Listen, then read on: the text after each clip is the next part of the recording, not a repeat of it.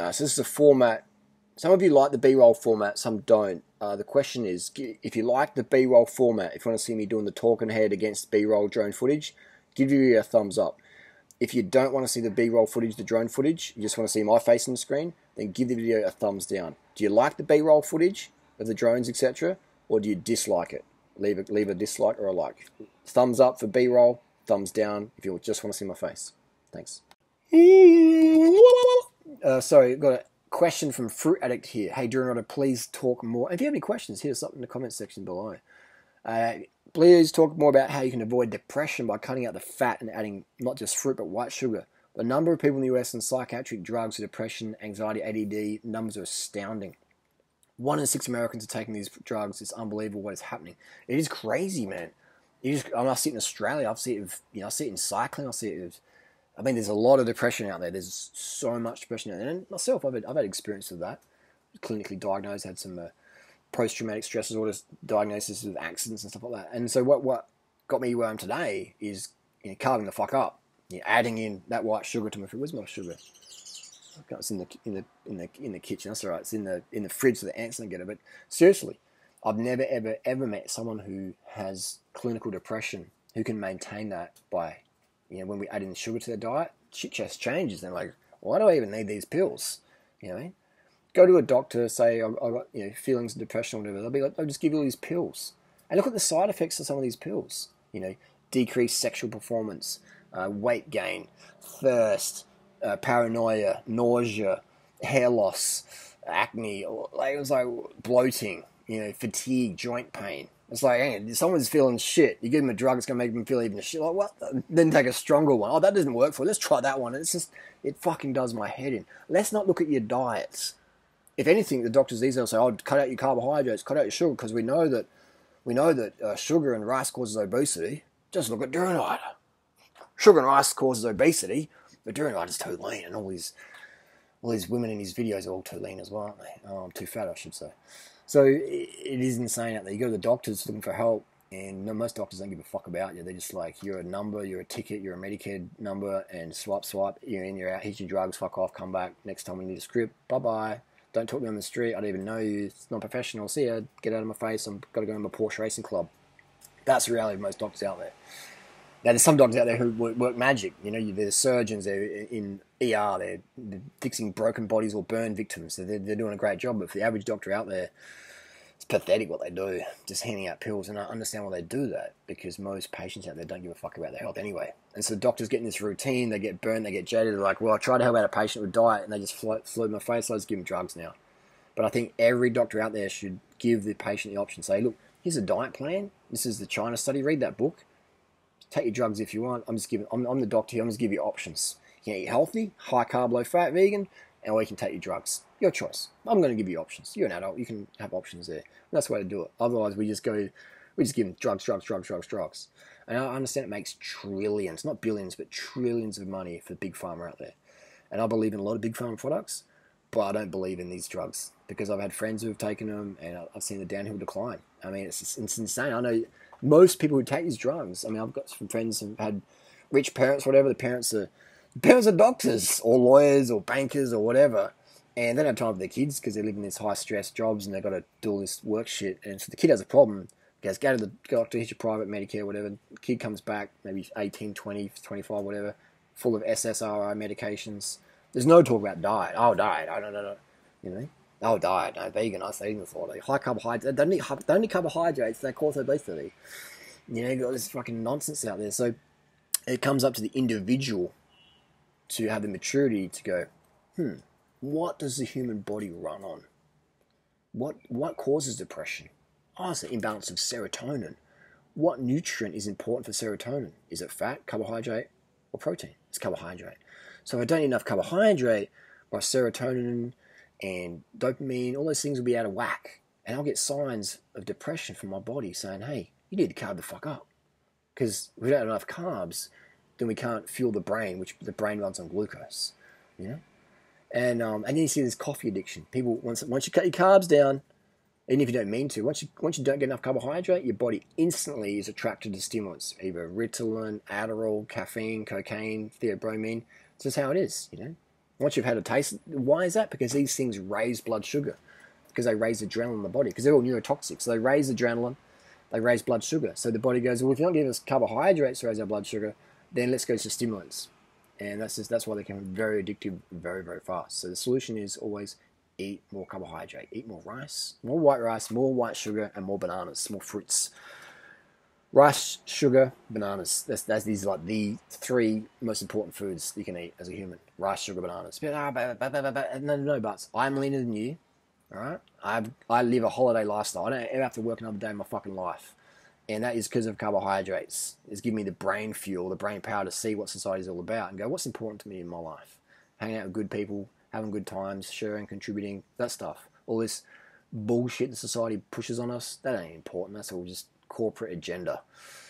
Society, status quo bias. None of it fucking matters in the end. Just ask any billionaire or millionaire or celebrity out there who's snorting coke every fucking day because they're depressed as fuck, even though they've got 3 Bugattis in the driveway. Depressed as fuck. The kids are depressed as fuck. They're all depressed as fuck.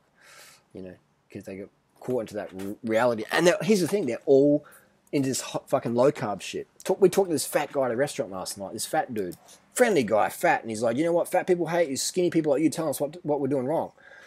And I'm like, oh, well, just be honest, bro. You know, and he's like, oh, but carbohydrates make you fat. And I'm like, bro, I'm leaner than you. Oh, but you're short. And I'm like, bro, I'm taller than you. I'm 6 foot. And he's like 5'11". Oh, okay. All these excuses were coming up. You know, and then it was great because I was like, Natasha, I was like, can you see that some people just don't want to get well? They got full of excuses. And when we lose our excuses, we find our results. When we lose our excuses, we find our results. So this whole, people out there, it is crazy. And you see it even in the vegan community. You see as soon as people cut out refined sugar or cut back on it, they do this anti-durianrider, they do this, and they start drinking coffee. They're drinking coffee, making videos about me. Oh, and they go full aggro, full rampant aggro durianrider. The coffee comes in, the sugar goes down, and it's like, attack durianrider online. Make a video about durianrider. I cut and ties and durianrider exposed. Durianrider fucked me. My boyfriend didn't tell me. I told my boyfriend he didn't.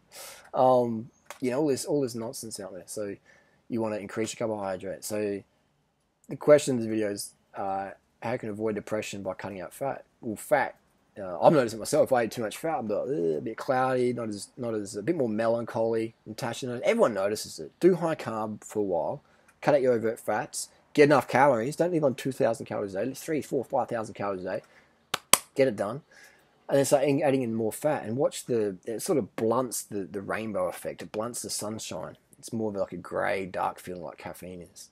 That's why I stopped doing caffeine regularly, because it's like next day a bit more gloomy and dark and wintry, concrete. Caffeine is a concrete drug. I don't like living in a concrete reality. Maybe now and then occasionally, but I prefer rainbows, sunshine, and fucking sunny weather. I don't like really grey, cold, wet days. I like sunshine. And for me, sunshine and caffeine don't mix. Caffeine's more of a concrete drug. So, which also causes depression. People with depression should never, ever do caffeine. Ever. Or chocolate. It just makes symptoms worse. Or cigarettes and nicotine. It just makes you feel worse the next day. So if you're feeling it down, you have to have that discipline to go to the kitchen, get a bottle of water, put at least 200 grams of sugar in it, pour it up, just shake it up, and just drink it over the next 30 minutes. All right? Do that. Do that now. And watch what happens to your whole life. Maybe you'll have a little sleep. You maybe be tired. That's your body just like storing the carbohydrate, which is good. It's muscle glycogen. Muscle glycogen's fun. All right? Just hang out with anyone who's got a lot of muscle glycogen. They've got energy, stamina. It's not drug stamina. It's like natural stamina. So you store that sugar in your cells. Every cell in the human body runs on glucose and fructose. Anyone who says that you don't need sugar is a fucking moron. Blood sugar readings. They don't tell you. These people that say you don't need carbohydrates. They're not essential. That's true. You could probably chew plastic and the body could convert that into carbohydrates, I'm sure. But we're going for optimum here. Optimum. We're not going for like substitution. Well, you could probably use bartering shells for money. You ain't gonna, maybe. You probably could. You probably convince some sucker that they could just live on shells, not money anymore. Go to the bank with a bunch of shells. Maybe someone's going to believe your bullshit.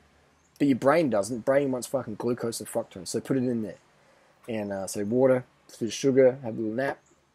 You're going to be chill as fuck. And I notice it. Whenever I don't have carbohydrate, So you get a bit more silky, a bit more needy, a bit like a little toddler.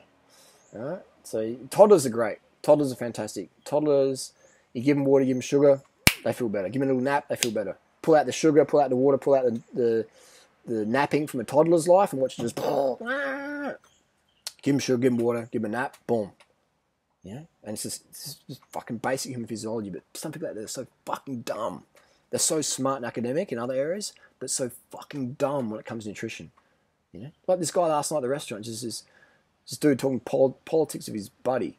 Very, very smart in that. Like, just, you know, knows a lot about the subject, but total fucking failure when it comes to his own health. He had big man boobs and a big gut, and he's trying to say us that white rice causes obesity. And I'm like, bro, you're the fat cunt. We're the lean cunts. Listen to us. Don't be so arrogant that you know more about us than weight loss, because you're not. You don't know shit because you're fat. And we're just sort of implying that in a nice way. You know, some people just get really offended if you tell them too much truth because they're undercarbed. So, yeah, depression, carbohydrate, it is. I could never, ever be, I couldn't be friends with anyone who's carb phobic. I couldn't be friends with anyone who's sugar phobic. You know? Look at all the people out there who do all the hate videos about me. They're all sugar phobic. You know, carb phobic. Even if they use the word carb in their name, just as a soundbite to cash in on the vegan community. But if they're durianrider haters, then they're carb phobic. They're carb weak. So you'll see that. You'll see that. As soon as people cut their carb, oh, I've got fat falling, durianrider's too skinny. You know, durianrider's too lean, but I've got fat like a chipmunk. Durianrider's advice. No, you fucking didn't. You're fucking sneaking KFC what the fuck you're eating. You know? But yeah, if you're doing this program long term, you'll get the emaciation look guaranteed. Anyway, depression, anxiety, ADHD, DHD, all those things are exacerbated by the low carb diet. So increase your sugar, decrease your oil to 0, and watch the mood just go right up. Do some B12 injections if you do have any clinical issues. Let's address the B12. People are going, just eat some meat. Okay, go and eat some meat. All the B12's been cooked out of it. Get all the cholesterol and the toxins in the meat and the adrenaline and all the karma, all the shit. No, don't eat meat. Do a B12 shot. If you feel better after that, then you probably need it.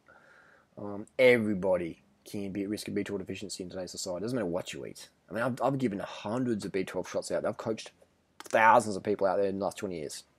A lot of people have given me their blood tests. Meat eaters, low B12. All right, so get on the B12 shots. Doesn't mean if you're eating meat, watching this video. You should be eating some vegan food. But if you're eating meat, watching this video, you're still at risk of B12 deficiency. So if you do have any clinical issues, then you want to get on top of that.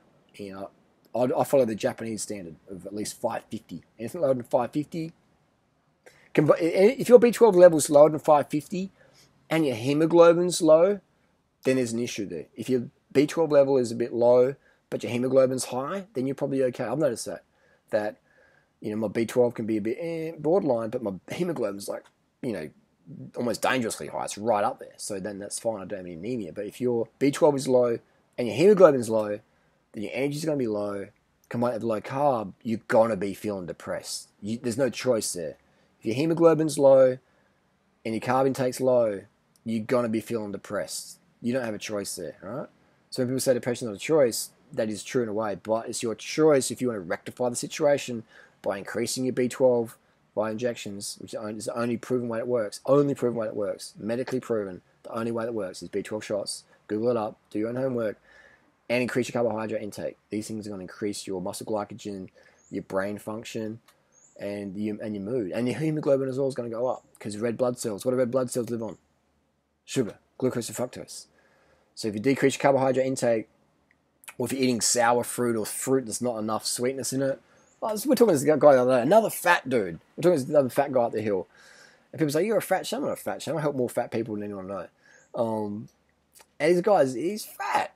And he's trying to tell us that fruit's got enough sugar in it. It's like, bro, like, what the fuck? Go and try and live on fruit for a week and tell me how much energy you got left. You got fucking have no fucking energy left. Because most of the fruit today is just so underripe. It's got enough, it doesn't have sugar in it. But occasionally it gets really, really good fruit. We don't need to add sugar to it because it's sweet enough.